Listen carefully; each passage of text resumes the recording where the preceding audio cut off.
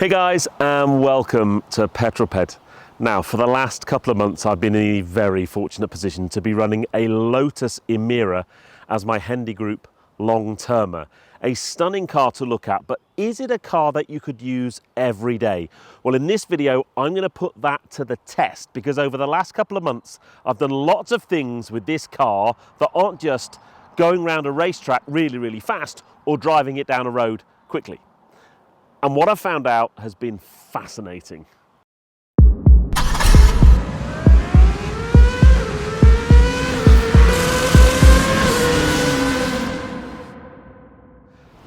Now, hopefully by now you've already watched my comparison video I did between this and my Porsche Boxster. If you haven't watched that, I'll put a link in the top right hand corner of your screen and in the description below. And I describe my feelings for the car. But one of the things that came out of that video was this car has such a special occasion feel. And first up, the looks. I think this car looks sensational. In this Hethel yellow, it's a real statement piece, and wherever you go, you get people asking you about the car. You drive slowly through a town, you'll get people getting their camera phones out, taking photographs. Personally, I would probably not go for bright yellow. I'd get the dark green with tan interior. That would be my dream spec. But if you want to stand out from the crowd, get a yellow one.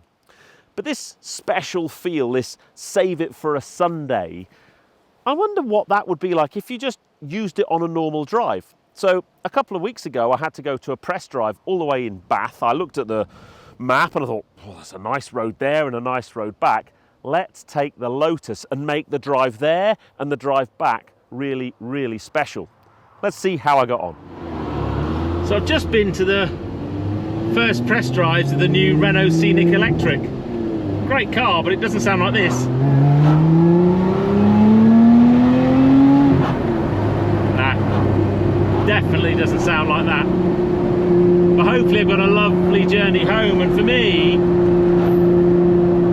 if you are dailying a car like this, one of the things that becomes very apparent very quickly is, I mentioned in the first video I did with this car, it's such a special car, but it makes every journey an occasion, whether that's driving to the supermarket to pick up a pint of milk, or whether that's a 94-mile journey home over hopefully some really nice roads.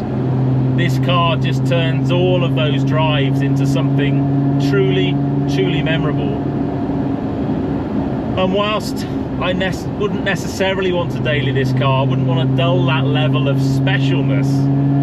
It's that level of specialness that would want to make me daily the car. I don't know, that doesn't make sense. Anyway, hopefully we'll find some nice roads on the way home.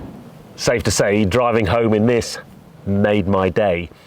Question though, if you are going on a longer journey, and that's not all fun twisty B roads, if there's some dual carriageway or motorway, what's it like on a dual carriageway when you're just at a constant cruise? And also the manual gearbox in the V6. I stated in the very first video I did, it took a while to get my head around. So what are my thoughts on the manual gearbox, but also what's this thing like when you're cruising on the motorway? I have noticed on a cruise on a motorway, if you're doing 70 miles an hour, the car's doing around about 2,000 RPM, maybe a bit more, 2003. And it is a little bit drony, but these are first world problems we're talking about here. And all you're wanting to happen is for the road ahead to open up, for the traffic to disappear, and for you to be able to get on it. So this has probably been today the longest journey I've done in the car so far. Just over 2 hours each way. And a combination of nice roads like this and dual carriageway.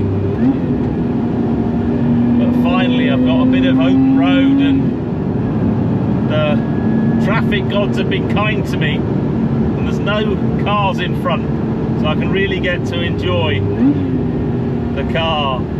I've really got my head around this gearbox now. It's taken such a long time. It's a gearbox that you need to be patient with. And if you're patient with it, it's beautiful. If you try and rush it, it will punish you, that's for sure.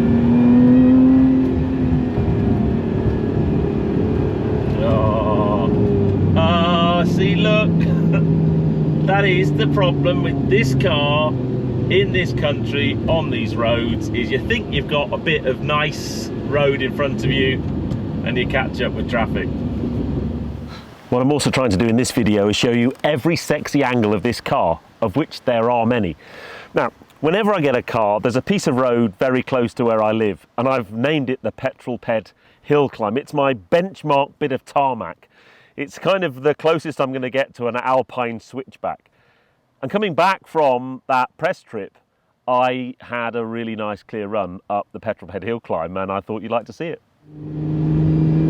I'm nearly home. Could I have enough good luck, good fortune, to have a clear run up the Petrol Ped hill climb? That would make my press trip day today. Fingers crossed.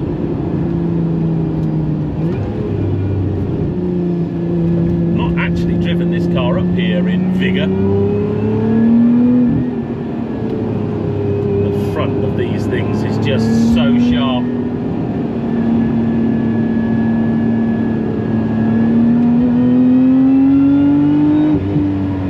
Second. Oh my days.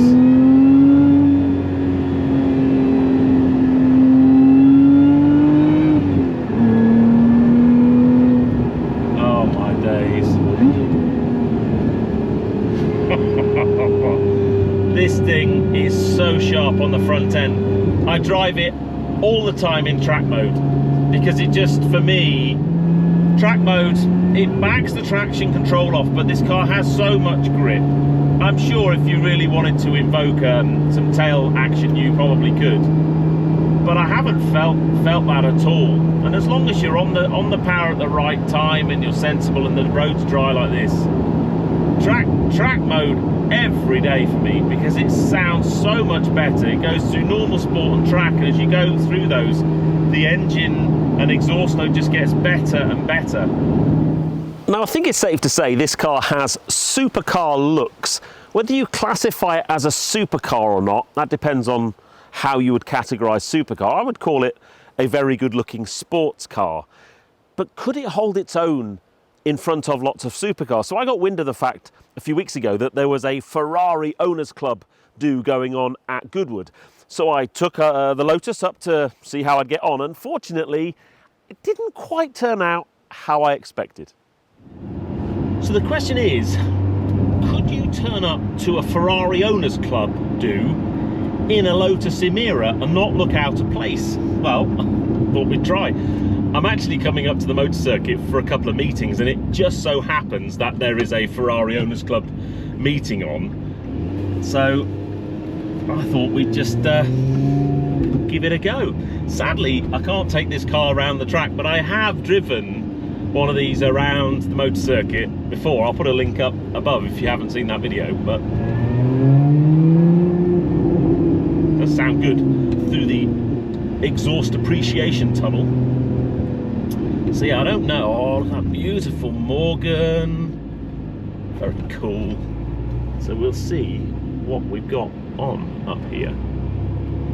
Actually, it looks like a Morgan Owners Club.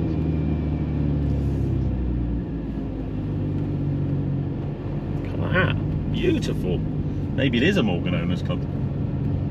Yeah, definitely. There's not a Ferrari in sight. Oh well, I had bad information, people. Bad information. So I may have got my information a little bit wrong. I misunderstood the guys I'm meeting today. I thought it was a Ferrari Owners Club meeting today. It's not their planning one. It's definitely a Morgan Owners Club meeting today. I've never seen so many Morgans in one place at one time. I reckon there's every type of Morgan that's ever been made on the start grid right now. I'll walk you down very briefly, but very spectacular.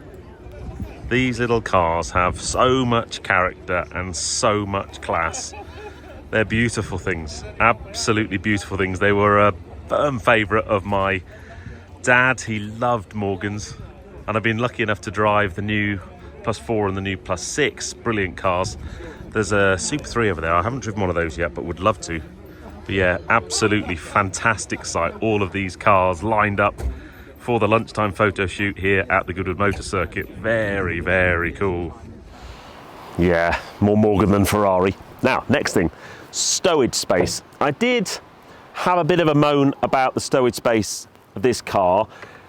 The main storage area is here. There is some room behind the seats. A couple of things I have found out though is if you park this car anywhere near where there might be leaves or tree litter, it ends up working its way into the engine bay and coming round here, and that is really, really annoying. Now, with a boot that size, it's unlikely you're ever going to want to take your Lotus Emira to do an airport run, but if you're going hand baggage only like I was a couple of weeks ago, I thought it was worth giving it a go. You know, when you daily a car, that means any kind of weather, right? And I'm sure most Emira owners will only ever take their pride and joy out when it's nice and dry and sunny. But because I'm trying to daily it this week and I need to go to the airport, it's raining this morning. Now, interestingly, I've been driving this car the whole time I've had it in track mode, but that does back the traction control off, which in these types of conditions probably isn't the best plan. So you could drop it down into sport or drop it down all the way into tour just to give you a bit more traction. But the wipers work really well, the visibility is really good. It's not massive amounts of standing water yet, so it's not too horrible. The delights of Heathrow Terminal 2. At least the weather's got a bit better. So I'm going short stay. Good news is that's closer to the terminal. Bad news is it's quite a tight car park, this. And one of the things you might need to consider if you are going to daily a Lotus Emira and take it to the short stay car park, it's just manoeuvring it in the car park. May well be a little bit emotional. Okay, those curbs are horrible. So you need to remember you've got quite low splitter at the front, expensive alloys, all that kind of stuff. This is where hopefully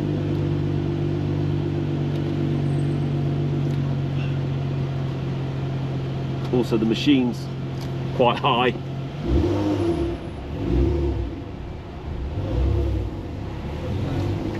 So this is now the horrible bit, because you've got to go down this spiral staircase thing, which I absolutely hate. Anyone who's bought a car in here will know that basically it's your worst nightmare. I'm going to go levels 2 and 3, there's more spaces down here, because it is just an alloy wheel eater. Turning circular, this is very good, so that means low speed maneuverability is pretty good. Level 2, 174 spaces. Let's go in here, shall we? So that makes it okay, and there's loads of spaces here away from the entrance, which you may well be, you know, thinking, oh, I'll park as far away from the entrance as possible. I'm going to go around here and just see how close I can get, because that's the kind of guy I am, the kind of way I roll. So next up, a quick trip to Frankfurt, but I think that proves you can daily a Lotus Emira by taking it to the airport to do airport parking. Here we go, all parked up, nice and easy, that one, and actually there's plenty of space either side of the car, so I'm not too worried about that. I'm parked next to something relatively expensive as well, which is always a good thing. So yeah, there you go. So you can take the Lotus on an airport run. Next up, it's time to see which of you lot are really observant and which aren't, because all is not as it would seem with this car. Yes, it's a Hethel yellow Lotus Emira, but if you really paid attention, the car I collected from Hendy's had a Lotus sticker on the door and it had black wheels. Because this isn't the car that I filmed the comparison with my Boxster a few weeks ago, because Lotus sold that car. I got a message a few weeks ago saying, sorry Pete, we've sold the car, we need it back by Friday. Don't worry though, we'll swap you out for another one. I went, that's absolutely fine by me. And this was delivered. But the really interesting thing about this car is in the back, in here, is no longer a supercharged V6. No. In here is a 2-litre 4-cylinder AMG engine, and the cog swapping in the V6 supercharged, that was manual. In here, I've got an 8-speed flappy paddle. This, well, originally Lotus called it the i4. Some people call it the L4. On the Lotus website, it's just the Lotus Emira. So that, for me, gave me a huge opportunity to spend time with both derivations of the car to really give you a feel for the difference between the V6 and the straight 4. And what I've found out has been very, very interesting. Now, it's safe to say, from the outside, you would be hard pushed to tell the difference between the 4-cylinder and 6-cylinder Emira. If you look under the engine bay cover there is a difference. Price-wise, it's about a £5,000 difference. So if you spec up a V6 supercharged first edition, which is what the cars I've had are, before you put too much spec on them, you're looking at around about £90,000 for the V6 and around about £85,000 for the i4, L4 Lotus Emira, whichever one you want to use. Although don't use i4 because BMW get upset by that. So they're about £5,000 difference. So it's not massively cheaper. Next up, power-wise, so the V6 supercharged is 400 horsepower. This one is 360 horsepower, so a little bit less horsepower. But actually, the car's so lightweight, that is ample to get you down the road at a rapid rate of knots. And then internally, the cabin's the same, apart from in a manual, you've got the manual gear changer there, and then you've got the sexy kind of linkage mechanism underneath here. So there's no storage space here, whereas in the auto, there's a little storage tray under there. You've got a different gear changer, and obviously on the back of the steering wheel, you've got some gear shifter paddles there. So it's very, very similar place in here. I don't know whether it's just this particular car, but the drive mode selector in this car just feels a little bit low rent. I don't know whether there's an issue with that one, whereas in the V6 it just felt it had a much nicer, more tactile feel. Now, the next thing I want to do is kind of give you my experiences between these two cars. And the first thing, I loved the manual V6. When you were on it, when you were going down a road, once you got your head around the gearbox, I've already talked about how lovely and notchy and it just gave you this fantastic feedback. However, if you're in creeping traffic, it was a pain. The clutch was a bit heavy, and it was just the bite point was quite difficult. I used to stall the car quite a lot. Whereas this, it's an auto, so in creeping traffic, it would be perfect. So I decided to take it into the middle of London, because you're guaranteed to have creeping traffic there, right? See, this is the kind of traffic where you're really glad you've got an auto gearbox. I'm just coming in up to the Blackwall Tunnel. You've got the O2 over there and the city in front of me. But in creeping traffic, an auto is the perfect car to have, and I'm pretty sure that by the time I get through this traffic, if I'd have been in the manual V6, my left leg would have been pretty tired by the time I get to my destination. But in this, it just creeps along. So there are upsides to having an automatic gearbox. It means you can drive a really high performance sports car in creeping traffic. I mean, everyone wants to do that, right? Okay, it's safe to say, if you're gonna drive your Lotus Emira in heavy traffic, especially in London, get the auto. However, I don't think it's that simple. We'll start up the car and we'll go for a drive. First little grumble about the auto gearbox is to select a gear, you have to pull the paddle or the gear selector towards you, and then again, and then it'll go into first. And the same when you're going into reverse, from first you have to push it twice. And it doesn't always go in, so sometimes you'll think you're in reverse or drive, and then you'll put your foot on the throttle and you'll rev it out because you're in neutral. And I'm sure, you know, if you spend lots and lots of time in the car, you get used to it, but it's just one of those little annoying things that I think could have been fixed. So I'm going to start off just in the base drive mode and just talk you through a few things. The very first thing is that the sense of drama and occasion that you got from the V6 with the supercharger isn't here in the 4-cylinder. You do get a turbo whistle, like a whistle on when you're on load. If you're in like 3rd or 4th gear and you accelerate or push down on the throttle and back off, you'll get some turbo whistle. But it's not nearly the kind of drama that the V6 delivered. The engine feels quite characterless, actually. It's got plenty of punch. I mean, it's the same block as you'd get in an A45S. It's detuned to 360 horsepower, which I know a lot of people have criticised, but to be honest, that's so it sits underneath the V6 in terms of performance, but it's plenty of performance for a car of this weight. It certainly gives you a fantastic feeling down a road, but for me, there's very little character compared to the V6. That's the first downside.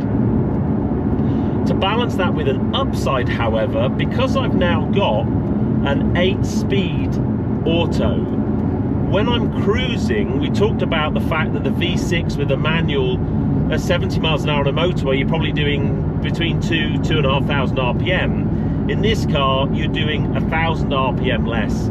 You're under 2,000 RPM, and therefore it cruises far more comfortably. It doesn't kind of have that motorway drone, which is a really nice upside of the auto gearbox.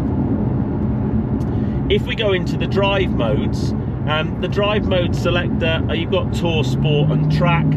So I've now just gone into Sport mode, and it's just up the revs a little bit. But in the V6, that really changed the exhaust tone, and it made things feel very special in here.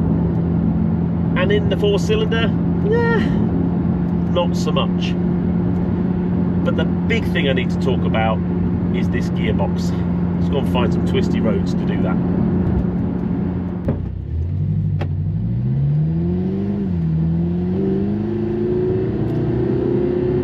Okay, let me demonstrate this semi-auto box. I'm going to go into manual override. I'm going to come down into 2nd gear, and I'm going to accelerate.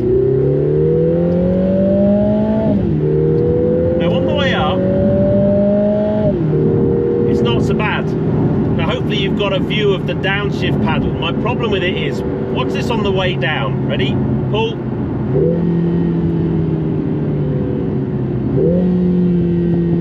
It's just not sharp enough, and it's not sharp enough for me by a long way.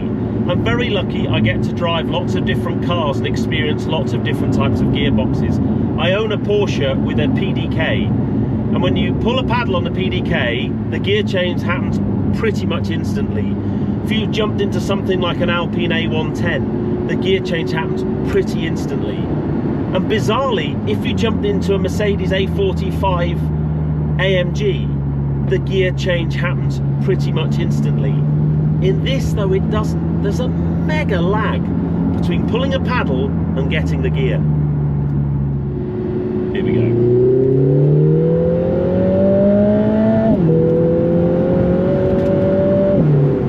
But don't get me wrong, it's a rapid car, a really rapid car. It has that really darty front end, the lightweight feeling that the V6 had. You really have to pay attention. It's not a relaxing car to drive down a B road at all, this.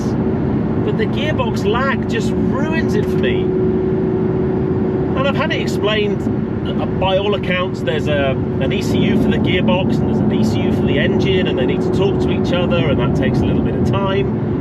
Whether it's the calibration of the gearbox, I honestly don't know.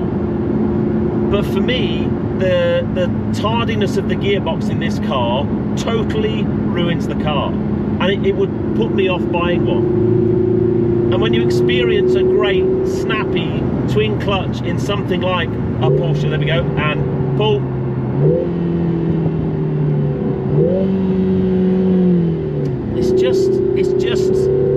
it's almost like half a second. The way I described it to someone is you pull, and in a PDK it would be there when the gear changes. In this, you pull, and by the time you've let your hand off the paddle, that's when it changes. And I don't understand how this left the test track at Hethel with a gearbox this slow, and Lotus thought that would be okay. I really don't. And therefore, for me, irrespective of whether you want 4 cylinders or 6, whether you want an inline 4 or a V6, a turbo or a supercharger, the manual gearbox gives you this incredible sense of connection with the car when you're driving the V6 that you just don't get in this car, unfortunately. And it's such a shame, because the rest of the recipe, I've got 360 horsepower in my Boxster, I've got a twin clutch box in my Boxster, and it is epic. And in this, it's just not.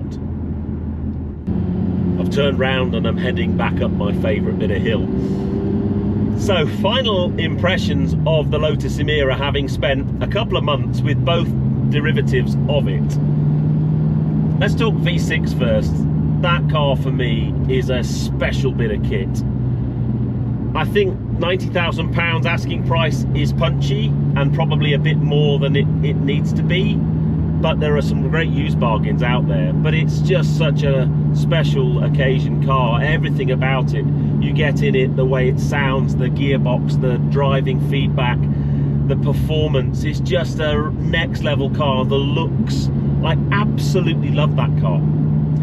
And then this 4-cylinder, I often get criticism with Petrol Ped, oh, you only ever say nice things about cars so you don't get another car. Well, I don't think I've been as harsh criticising a car as I have been with this one. I just don't get on with it at all. I don't think the calibration of the gearbox is up to what I would expect from Lotus. The performance of the engine is amazing. The handling of the car is fantastic. It has its positives. You know, it's a much more usable car on a daily basis, especially if you are going to encounter creeping traffic. It's much more civilized on a long run on the motorway because the revs are much lower, and I'm sure that has a great impact on fuel economy as well. And it's got plenty of performance to get you down the road with a big smile on your face.